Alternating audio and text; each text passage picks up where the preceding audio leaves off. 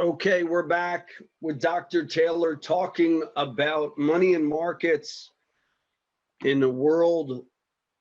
I mean, we need a world with redemption, but it is true that many people don't have redemption anymore. And that's why there's such a rise in anxiety and all of these problems that people are facing. So, Dr. Taylor, I totally agree with you that it will be a sad world without humanities education. I was self taught in the financial industry precisely because I have an undergrad and graduate degree in religion. I Right. was able to see that things didn't make sense around the turn of this century. And so we took steps to protect our clients' money because I didn't drink the Wall Street Kool-Aid. Right. And I think if you look at many of the brightest stars in the financial world today, a lot of those people have humanities degrees.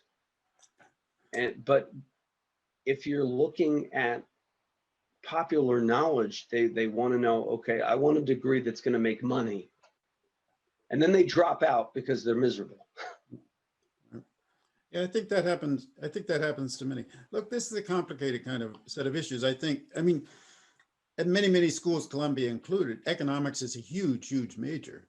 I mean, several hundred, several hundred. I don't know how many hundred it is compared to many of the humanities. I often say, and the range of economists, to be sure, but all too often, economists have what seems to me what I often call physics envy. They want to turn it into a mathematical science, right? And one can't deny that there are important insights that can be derived from that. But like everything else in life, right? Economic decisions and assessment are inseparably bound up with our lives.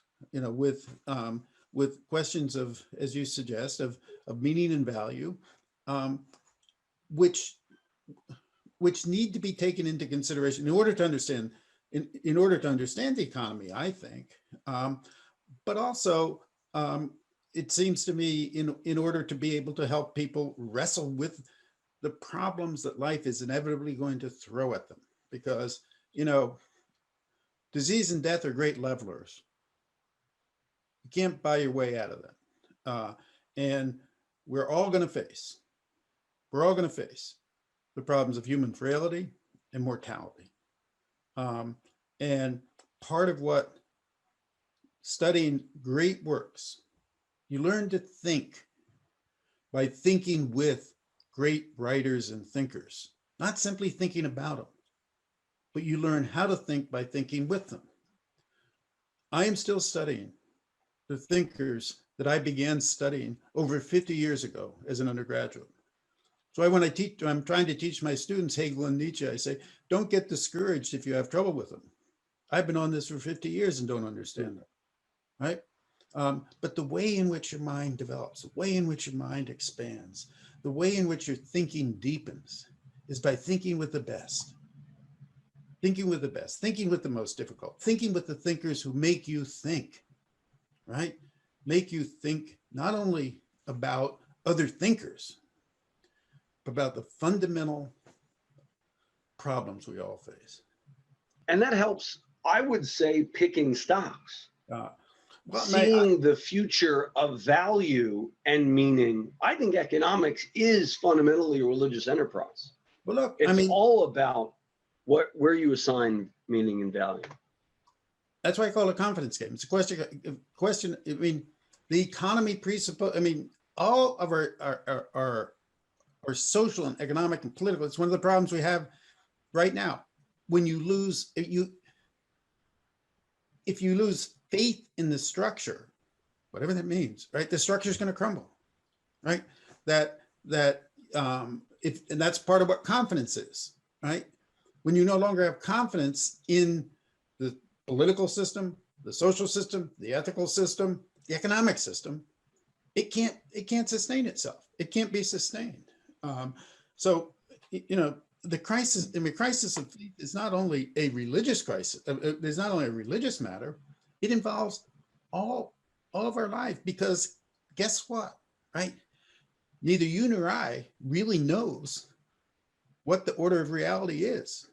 In my, one of the thinkers that I've spent most of my life thinking about is Soren Kierkegaard.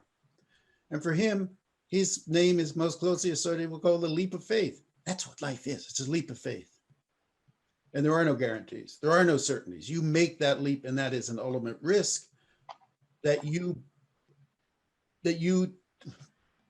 determine your life on the basis of that kind of risk. There's no guarantee. There's no certainty. It's a risk. Yeah, I certainly believe, don't agree with everything he said, but I certainly agree that our faith commitments and what we have faith in will govern our reality. And that everybody has a faith, whether it's in materialism, Kierkegaard with the leap. We're all making the leap of faith if we're trusting. Even science is enculturated and influenced by people's religious commitments. So Right. Interesting. Right. So as we wrap up this dialogue, where can people find out more about your work, Dr. Taylor? Well, probably the best place is on the Columbia University religion homepage. I'm not very good at keeping up my my own URL, but they can find that most of what I'm up to there, and many of the books that I've written are recorded there. Yeah, I mean, I write. Or you can just Google Mark C. Taylor. All right, that's the best one. Right. Religion and get the book. It's a mouthful of a title. It is. I kind of memorized it, but I don't know if I memorized it properly. What is it? Religion and Markets in a World Without Redemption, or Confidence no. Games. Money and Markets in a World Without Redemption. Money and Markets in a World Without Redemption will be your free gift when you schedule and keep your no obligation review at 888-988-JOSH. Check out the YouTube channel this week at youtube.com. Search for Josh Jalinski. My producer wants to ask you this. Closing thoughts on what the average American should do as an individual investor. I know you don't want to be a prophet or a market prognosticator, but you called in 2004 sort of the rise of Bitcoin. I'm sure you've thought, man, if I invested as I thought would happen, I'd be a billionaire right now. What other trends do you foresee in the next 10 to 20 years? Whoa. I mean, it's a big question, but just give me just a couple. You know what Yogi Berra said? He said, making predictions is really hard, especially about the future, right? Again, I look at these things sort of philosophically.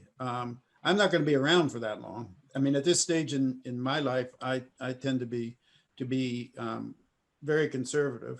I will repeat what I said before. I do not think that the kind of fiscal policies of printing money, whether it's bits or bitcoins or whatever, that is completely decoupled from the economic, what I take to be the economic realities of our situation. I do not think that can be sustained. And the market, in my judgment now, is so far overvalued that in the shorter and immediate term, it's very, very hard for me to believe there won't be a significant correction. I mean, I don't think it'd be a correction. I think it'd be a crash, because I think it is unsustainable. But there is a certain kind of resilience. It's a longer story, but I began thinking about many of these issues in 1987, when there was a stock market crash. And my son at that time, who's now in finance and knows more than I do, he was 14 at the time. And I said to him, Aaron, yesterday was a really, really big day. He said, why? What happened? I said, there was a huge stock market crash. It lost a huge amount of value in a matter of a few hours. The money just disappeared. And Aaron said to me, well, where'd it go? And I paused and I thought, and I said, well, I guess it wasn't really there in the first place. And he said, well, then what's the problem? There it is. It took 2 years. So hopefully our markets are more resilient than we think. Yeah. And that's a great way to conclude. Folks, call us at 888-988-JOSH, and I'll buy you a copy of Dr. Taylor's book, 888-988-JOSH.